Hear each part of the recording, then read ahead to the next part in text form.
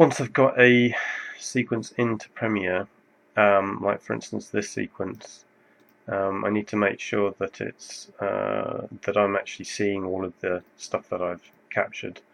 And in this case, my sequence is larger, the frame is larger. I've actually used HD. You can see here the size is 1280 by 720, and I'm using a standard definition project. So to control that, the best way to shrink this accurately is if you look up here in this middle section here, you've got a number of little kind of controls here. What we're interested in here is the effect controls, and the effect controls becomes very important if you want to animate things in Premiere itself.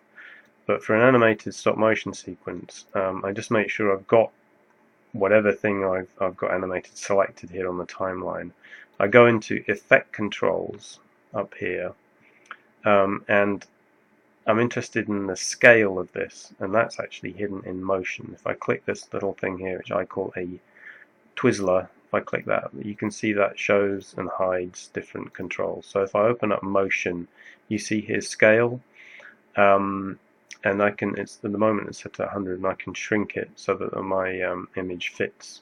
And you can see I've used because I've used HD, it's given me a sort of letterbox, but I'm okay with that, and I'm going to scale this to 60%, and that seems like, yeah, it seems like that fits my project.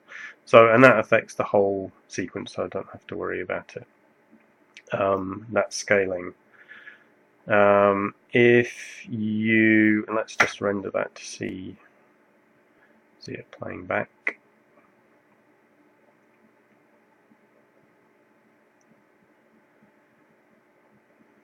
So there's my sequence, and let's say I wanted to speed that sequence up. We'll play it back again. And to render that, I pressed the Enter key, and you can see this line here has turned green now. That means it's rendered. If I wanted to speed that up, I just right-click on this footage and go to speed duration, and if I said 50%, I've done that the wrong way around, I want to speed it up 200% of its current speed.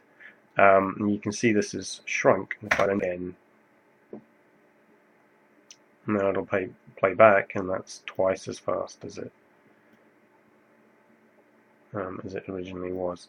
There's another property in here when it comes to speed, which is frame blending. It's actually more obvious if I slow the sequence down. So if I do put this at 50%, I'm just going to render a smaller section so it doesn't take up so much time. I'm going to render that. Yeah, my stuff isn't moving very fast, but just to illustrate what frame blending does is it creates what sometimes look like little ghosting effects here, and if your movement isn't huge, that's sometimes quite useful, but you might not like that, in which case if you right click you can turn frame blending off.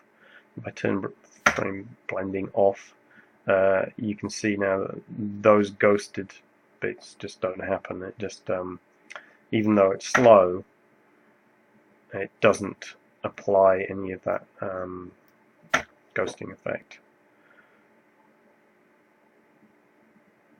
So